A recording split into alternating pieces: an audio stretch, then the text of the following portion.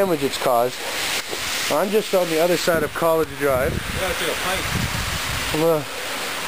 I'm just on the other side of College Drive, and this river was once, you know, this little storm drain was once raging with water, and as you can see, we got numbers of dead perch laying around. You know, they got all caught up in here, couldn't make it. You know, as you see here, right there we got a pike. You know, that's a, in its time that was a good 15-pound pike. Gone, washed away because the water level here dropped. It was living right in here, Dave, for like a week, and it couldn't get out. So this is my video showing the after effects of what happened. You know, we're gonna go look more in depth down where the Seven Persons Creek is and see what other damage it caused up.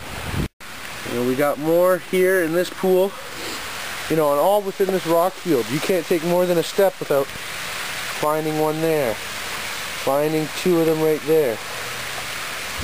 You know, this is sad.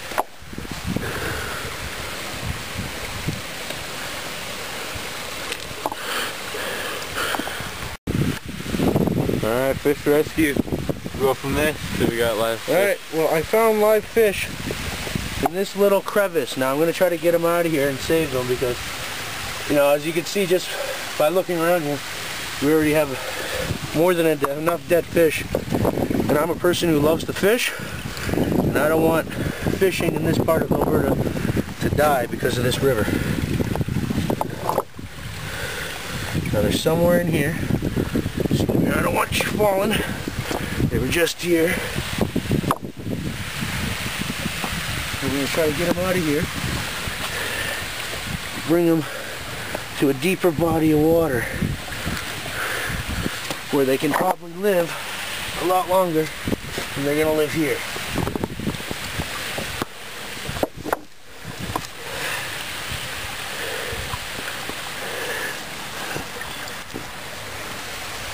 See, I got one here.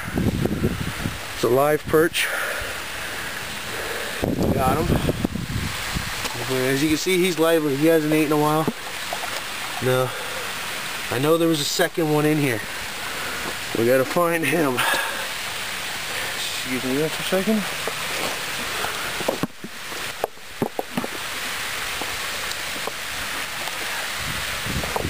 Just look at them all.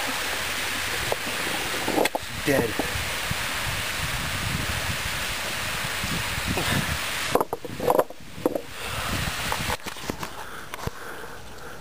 Jump it. Jump it, you bitch. Oh shit. You suck. As you can see now, about a week and a half later, Seven Persons Creek has dramatically dropped to not nearly as heavy as it was. If you remember this waterfall in my last video, not so much, but it did rip out a big chunk of land and asphalt out of the city compound, taking in the fence and all. You see the water's much more calm and everything a week and a half later. A lot better, I tell you. Here's, you know, some damage that it, you know, created, ripping a big chunk of the walkway right out. You know, this is pretty thick asphalt. You know, we're talking at least 3 inches of asphalt. You know, all the grass that's moved out and everything. And, you know, there's a road closed sign floating around in the water. And that's a piece of wood. Is that part of a bench? I don't know. But yeah. So we'll carry on. And here we are on the other side of the Dunmore Bridge. And the damage here to this part of the path, you know, that's Pretty massive amount of damage, if you ask me. Oh, that's a big overhanger there. Really? Yeah, that's where you're standing right now. We're standing. Why, is it that much of an overhang? Yeah, it's an overhang. So you're 12. Really? Well, let's get down there and check it out.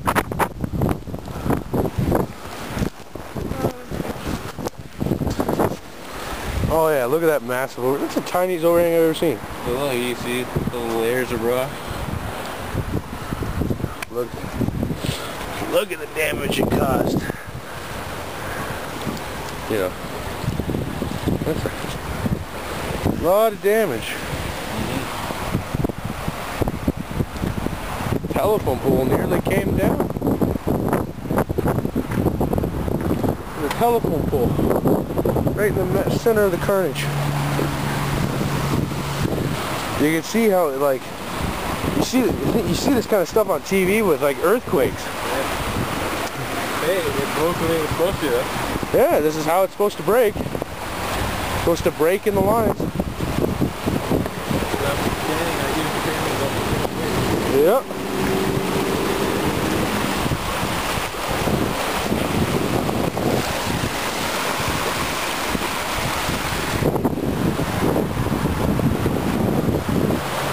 It's going to be a while.